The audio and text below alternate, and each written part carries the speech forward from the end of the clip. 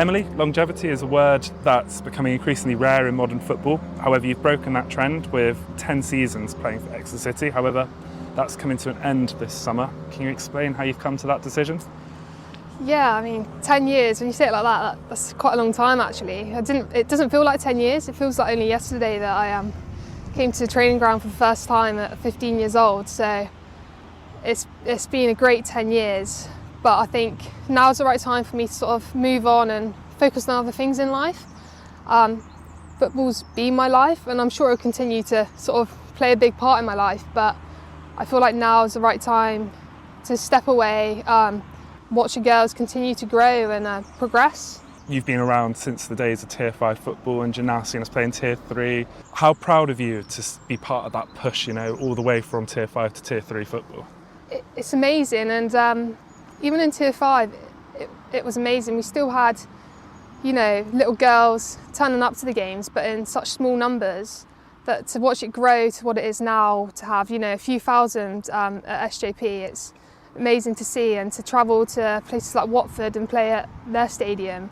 We used to travel away to teams and play on park pitches almost, and travel in a minibus with my dad driving it. So to now be playing at these big professional clubs and to see how far we've come is really special. Let's take a moment to go back to the beginning. Summer of 2016, you joined Exeter City Women in quite a transitional summer for the club. Can you remember your first training session, or just why you joined in the first place? Yeah, so obviously I just finished school and I decided that I was going to go to Exeter College and join the academy there. And I think an email might have been sent out to sort of the parents saying, sort of an open training session, come along and see what you think. And my dad sort of said to me, you're going. And being this nervous, shy kid that I was like, I'm not sure, I'm not good enough for that. But yeah, my dad pushed me and made sure that I came. He brought me along. I think the first training session, it was actually down where the 4G is now, where that used to be grass. And we had our first training session down there, and I sort of haven't looked back since. I loved it and really thought, this is somewhere I could see myself being.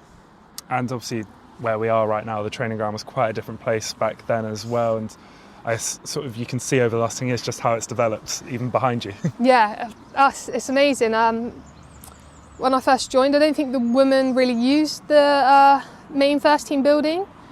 Not that it was really much of a building anyway. I think it was more of just a boot room, and I think the canteen was also the gym, if I remember. So it wasn't really fit for purpose anyway. So to have this amazing building behind us now, with an amazing, fully equipped gym, canteen, changing rooms, showers, that the women and the men can both use, is amazing. And like you just hinted on before that, back when you first joined the club, a lot more responsibility, fell on the players, the coaches and your families to sort of make football happen every week, to get you to the training ground, to get you to the away games. How important, was your support network in the early years? We really needed the support from family and volunteers. I think I remember my mum washing the kit after a game a couple of times, just because that had to be done by someone. We had my dad, the Colonel, Connie Pengelly's dad, Andy. I think, we had a few people driving the minibus different weeks, sort of helping out and getting us to games. Those Tier 5 years as well, though, they obviously gave you a lot of time to build as a club and build as a team. And you also had your first experience of playing at St James Park against Buckland Athletic, if you can remember that. You led the team out, and I think you were standing alongside Abby Bond, who was lining up for the visitors at that point. Yeah, the first time playing at SJP, it really felt like we had the backing of the club as one, and to get to play at SJP, it made us feel special, and like we were good enough to be there. And I think there's a few photos of me sort of going up for a header against Sarah Stacey up top. So the fact that then these great players have then decided to come and play at Exeter shows how far we've come. That was definitely a really special day. It sort of sticks with me, that first SJP game, it's special. And how does it feel now, for the progress of the club, that the SJP games aren't a one-off thing every 10 years, they're now a regular occurrence every season with really strong crowds of well over 1,000?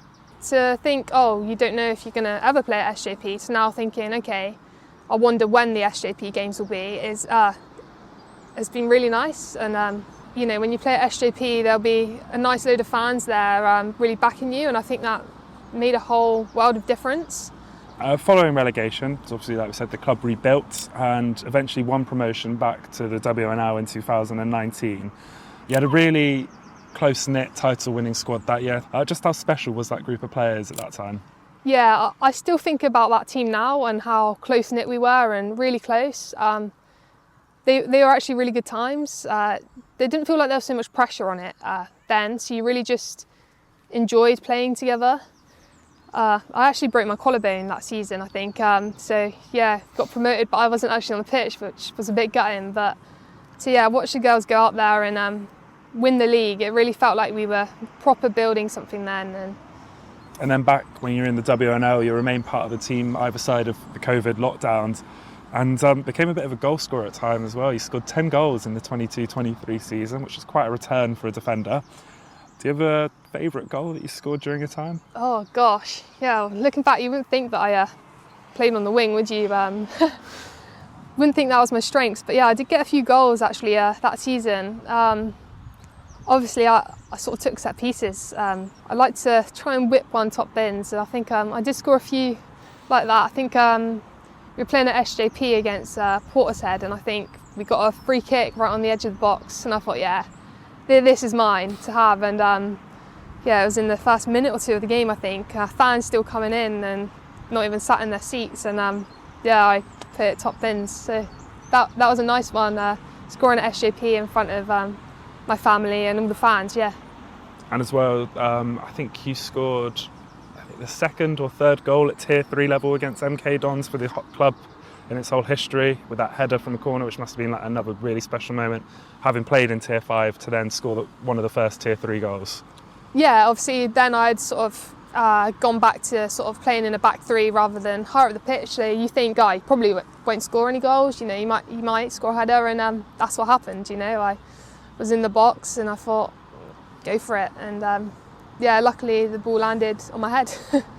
Having spent the last 2 years now playing at Tier 3 level, how satisfying has it been for yourself just to see the club establish themselves? Yeah, I think it's great, and I think the club's really stable at Tier 3 level. I think we've really found sort of our place, and you know, performing well at Tier 3 as well, and probably above expectations almost. So to see the club really secure and flourishing in Tier 3, playing against some really good teams and some really good players, I actually just can't believe it, really. And yourself personally, you know, it's been 10 years. How much do you think that you've changed as a person, not just as a footballer, over that time? Oh gosh, well, when I joined I was 15, so I was a kid. But I think it's taught me so much away from football as well. You know, you meet new people, fans, you really see a vast variety of people, so you meet so many new people and they all teach you something. You take something away from every experience.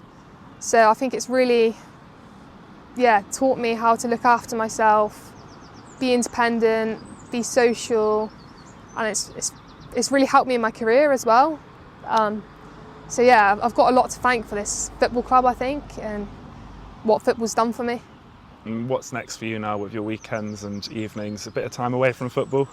Yeah, I think for now I sort of, like I say, it's been 10 years of, you know, I've given my all to this football club, and, you know, you train a couple of times a week, wind, rain, sunshine.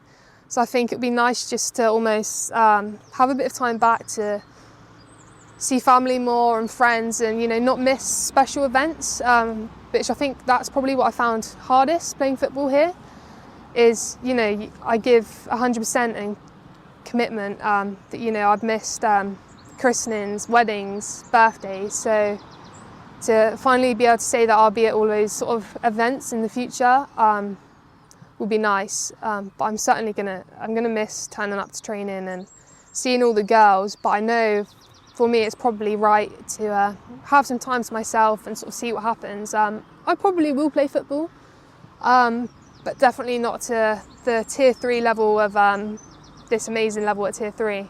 10 years then of playing in front of the supporters here at City Women, do you have a final message for them? Yeah, I mean, the fans have been amazing since day one. When we were playing at Cully and you had the Nee family and Hazel, Di, Terry and all your family there, the Beer family. So now still see them all there, along with, you know, all these young girls that are aspiring to be us.